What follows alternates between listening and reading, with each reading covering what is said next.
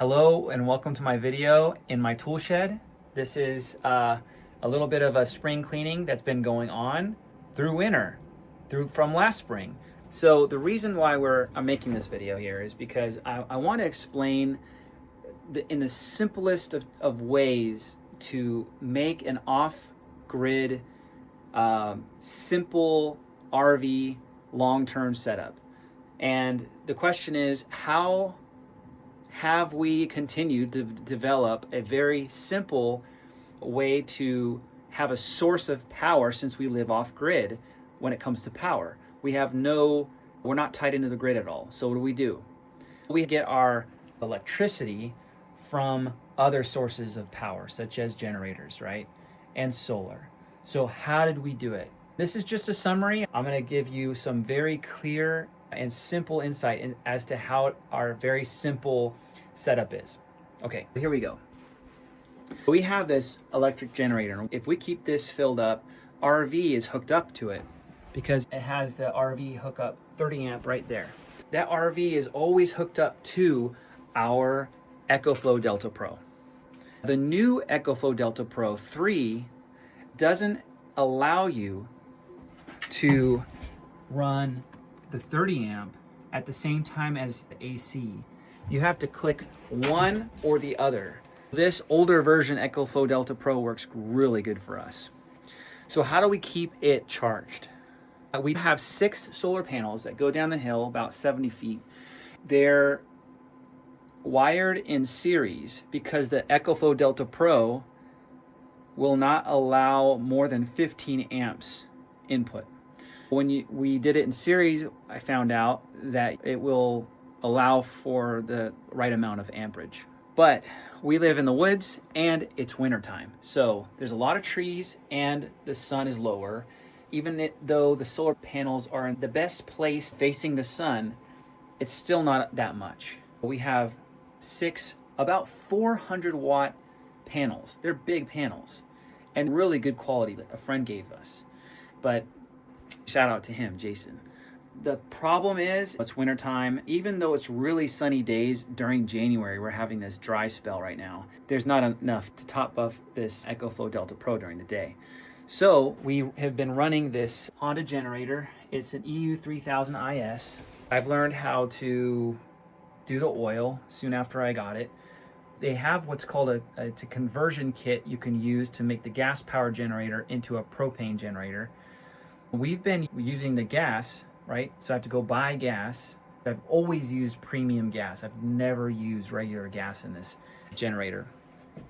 It's in tip-top shape, and I highly recommend Honda. I'm not associated with them at all. I'm not getting any kickbacks from them at all. But this thing has run almost 4 years, and there's hardly anything wrong with it. The starter engine with the little key that starts it broke, but that's coming in the mail and we're getting that fixed. So it's not going to be a problem. But highly recommend Honda for many, many reasons. But I've changed the oil frequently, not on the dot every single time when I should have, but pretty close. So pretty happy with this generator.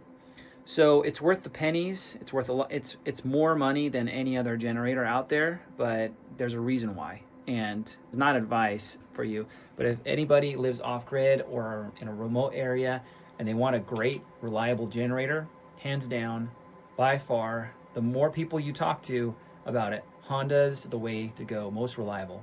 So this is a new thing that we're going to be doing, and I really am excited about this. So how are we going to, it's really taxing to have to fill this up, right? Every 3 times that we start this engine or trying to fill this up, it takes about 3 cycles, 4 cycles until we have to fill the gas generator. Well, we got a 250 gallon propane tank from the propane company. They come and fill it up for me. There's a line that goes to the RV and there's a line that goes to this tool shed just for this generator. I didn't think I was going to be using this generator until I found out somebody came out with a propane conversion kit.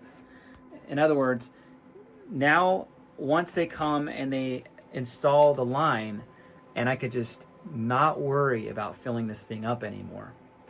When the rain and snow does come, which it probably will in the coming weeks, I'm going to also buy a conversion kit remote key.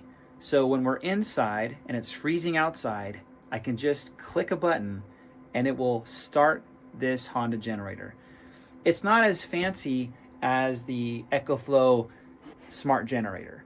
It's not as techy, but it'll be better, I think, because the Honda is built better than these other generators. Before, what I had to do to get propane is I had to go and fill up my propane tanks every time that I wanted to heat my place, and I had to get gas for this generator. Especially during the winter months, I had to do it every few days. So no longer do I have to buy propane or deliver propane to my RV every week or so, nor do I have to fill up these gas tanks. It's taking me money and it's taking me time. It's a lot more work than I ever thought it would when we first moved here, which is fine. I'm not complaining.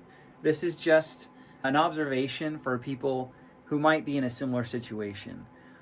If you can pay a little bit more for a larger tank, something you can afford, it's highly worth the cost savings, because it is cheaper for the propane if you get it in bulk, and of course the time, and there's many other benefits.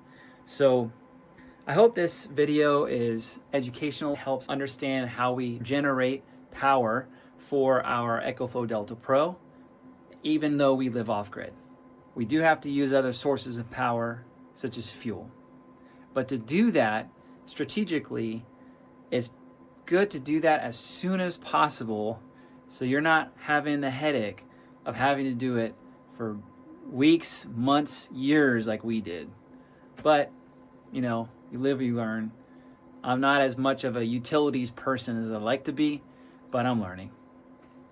Thanks for watching. I'll see you on the next video.